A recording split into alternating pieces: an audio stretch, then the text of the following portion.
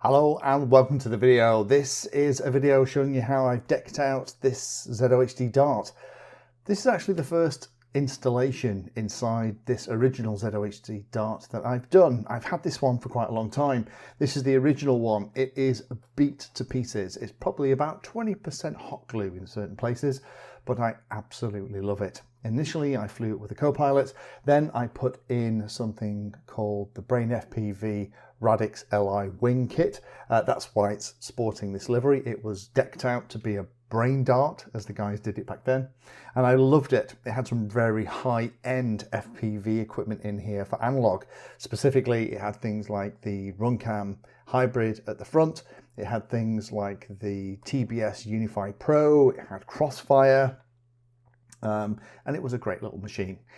However, I'm not really flying it. Even though you can get 20 minutes out of a little 1300 3S battery, it's a piece of cake to launch. It flies beautifully well. It can do pretty much everything. It hasn't been flown a lot because it is analog, and I'm really doing all my flying these days on either Walksnail or the DJI system. So I thought it's about time this thing was upgraded. So now in the nose, that is the Walksnail system. It's a 1S Walksnail system. And I posted a couple of quick videos or images of this thing as I was building it and asked, do you want to see what I've done? Do you want to see how I've put it all together? And the answer was a pretty big yes. So thank you to all of you that showed some interest. This video, I guess, is absolutely for you. Now, it's a terrible waste not to fly such a fantastic wing like this. I really love it. I'm going to show you in a minute. You know, the wings pop off. They're all held in place with magnets. So when you crash and you have a little accident, all the electrical connections are made automatically. The winglets pop off. So, you know, it has been incredibly tough. And I'm really excited now to be able to fly it again with HDFPV. However, it hasn't been an easy road. I tried initially to get everything to work with the Radix Li from Brain FPV. The issue is that a lot of the smaller flight controllers only have 2 UARTs and maybe 1 or 2 soft serial ports. Walksnail really needs a UART. You need a UART for your receiver, and then ideally you need a UART for your GPS as well. However, you can run your GPS on soft serial, but more about that in a moment. So I tried it with another flight controller and decided that I needed to swap it. Now, there are 2 flight controllers that I've talked about in the past that would be perfect for this. I don't want a big flight controller. Don't worry, we'll give you a much closer view in a moment of how I've done this. There's 2 flight controllers that would fit in here beautifully. One is the Maytech F411 WTE, as it is now. Actually, the WTE is the new version. That's what's in here, and I've got it working. The other one that would have been perfect, I've ordered another one because I didn't have one in my spares bin, would have been the Maytech F405 WMN, or the 405 Woman. That would have been even better, because the thing is, this F411 WTE only has 2 UARTs and 2 soft serials. So I had to set it up here in a slightly weird way. The way I've wired this up, I've used the UARTs for the serial receiver. I'm using an old FreeSky receiver in this, just building it out of things that I've got handy. And I've also used the other UART to set the on-screen display into the Walksnail system. So I'm using soft serial for the GPS. Isn't ideal. It still works okay, still gets a lock. I can still get all the information in the on-screen display, but it means that the CPU's having to work a little bit harder to run the soft serial port, and there are data packets being lost because sometimes the soft serial isn't in the right condition to receive the packet from the GPS. It's not perfect. I think if I had had an F405 Woman, I would have used that. However, I'll show you again, this kind of wiring diagram is how I've set it up here. Most people, I think these days, when they're building these things, will probably use a CRSF setup. The CRSF setup would have been slightly easier because I'd just use the same UART to get the telemetry back, similarly with a Crossfire system, but I just wanted this to be more of a park flyer rather than something else. So I'm using the stuff that is going to be easy to set up and easy to use. So enough of me banging on, let's go onto the bench and I'll show you a little bit more close up how it's physically gone together. So let me give you a whistle-stop tour of what is inside my ZOHD Dart now. The thing I really love about this is the fact that the wings and everything are all held on via magnets. So if you have a crash, then things pop off and they just all snap together. It just means that this thing has been through so many crashes and through so many disasters, both mine and my friends, one of which is still stuck at the top of a tree somewhere, that it just keeps going back together. If I turn it over, for example, you can see how much hot glue and snot is actually involved in this thing. We'll come back to what that thing is in a minute for those of you that might not be in the know, but you can see just by the amount of damage on the leading edges, the bits of staining and all kinds of stuff, this has been flown and loved to death. So as it is now in the new configuration, let's take the battery compartment off. You'll notice that there are lots of plugs in here. This is the third setup that this thing's had. That was the original antenna back when it had a very basic FPV setup in here with a co-pilot. That is the hole I've just plugged that came from the TBS Unify Pro. That was the port I cut in the side with a little cover. That allowed me to get a cable into the Brain FPV flight controller. I've put tape over the holes that were left when I removed the TBS Nano receiver with the Immortal T antenna. It used to stick out the bottom. That's what that piece of Velcro was for. There was a piece of foam that went over to protect it from being damaged in transit. And the top had a much larger hole. So here is what it looks like. This is how it's all put together. So this again is a Maytech F411WTE. This has 2 UARTs and it also has 2 soft serial, which does mean that I am running the GPS. This is the original Brain FPV GPS hidden away back here. I like it because when it's powered up, it has 2 solid white lights that act almost like a strobe, and they start flashing when the GPS has a lock. I've also added a Maytech buzzer. I like putting buzzers in my iNav equipment just because when things like a GPS gets a lock, it'll kind of announce that to you.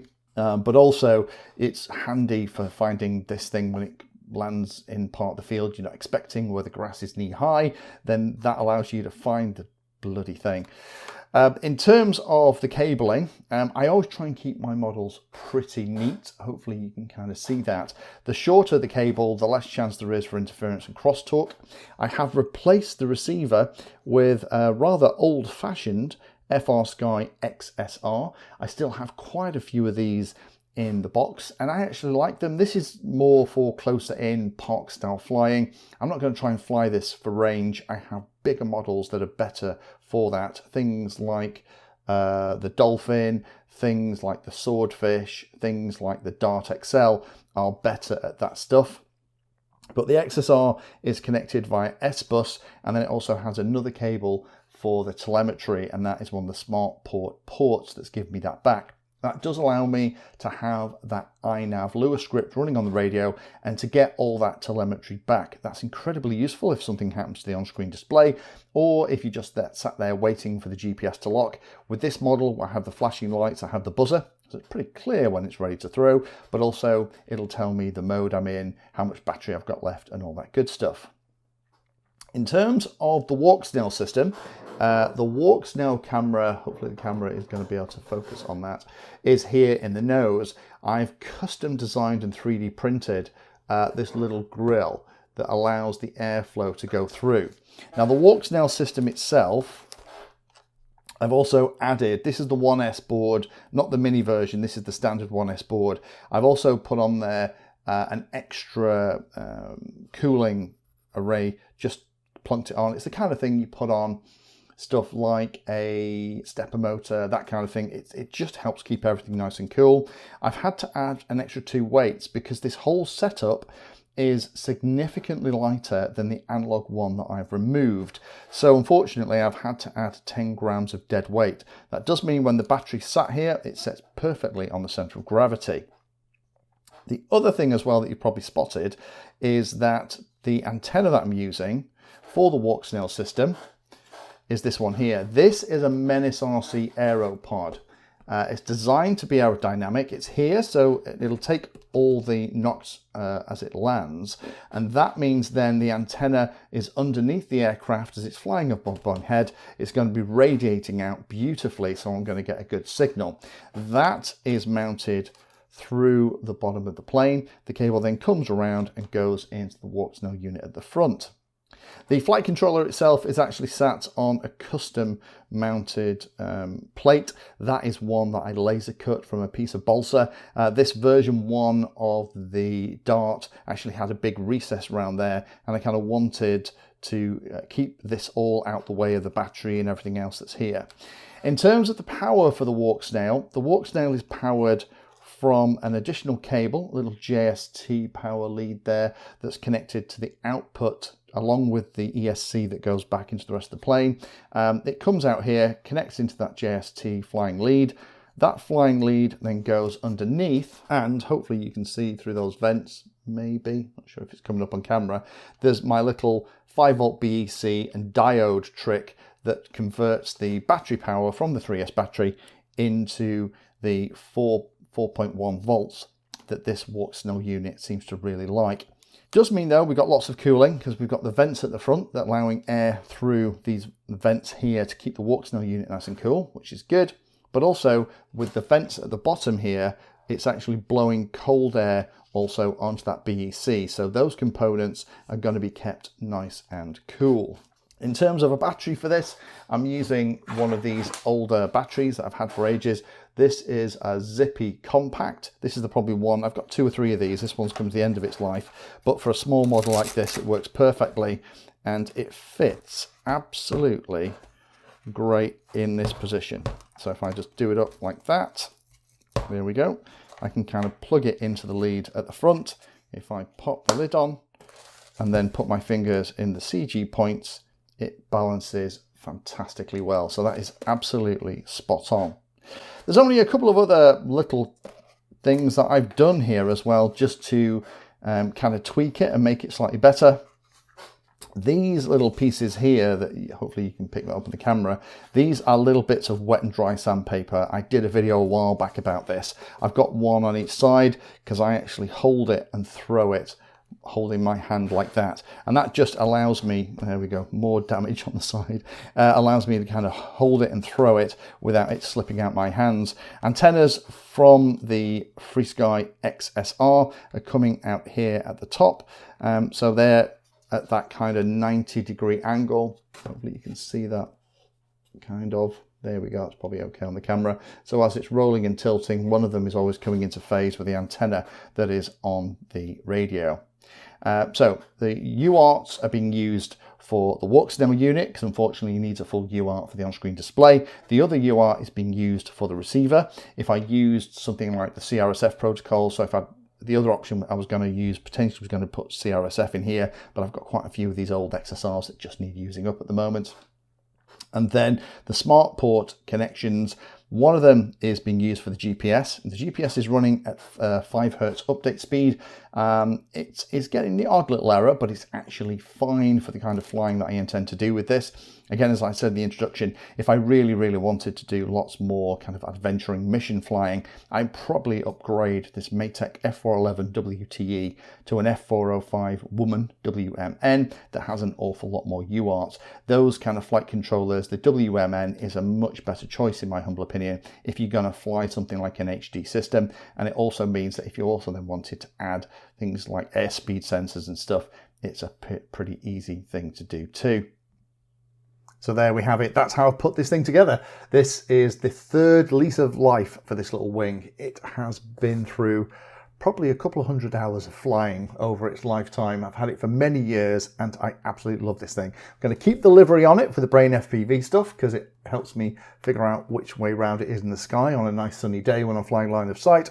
However, most of the time it's going to be flying FPV, particularly now we have Walksnail in the nose. I did have to cut the Walksnail pieces in. I had to kind of cut a couple of lines here at the front. It's all glued together, so it actually doesn't look too bad at all. I'm using good old Yoo-hoo pour to put it all back together, but it's actually gone together incredibly well. And there's a ton of room in here. I wish ZOHD still made stuff like this. I was absolutely heartbroken when they stopped producing the Dart and they produced the Dart XL, which is a much bigger model, and then the Dart 250, which I am not a fan of at all. This was a beautiful thing. They could have absolutely updated this and continued to be very successful. This used to be one of the things that I would recommend people got to learn on because it just flew so nicely. So hopefully that's been interesting for those of you. That's how I would put it together if I was building another one of these with an F411 WTE, which is what I have in here, or if I had an F405 Woman from Maytag Handley, this is how I would have wired it together. In terms of the physical wiring and the positioning of everything, it would have been the same for either of those flight controllers. So if you have one of these, you're still flying it, do let me know. This is such a great piece of kit, and I'm glad now it's going to be back in my regular flying fleet. Thank you for spending your time today watching that video. You can find me in all the usual places on social media, and if you're trying to learn about a subject, then check out the playlist. All of my videos are organized into easy to follow playlists that if you're trying to learn a topic will take you from the basics right the way through to some pretty advanced stuff.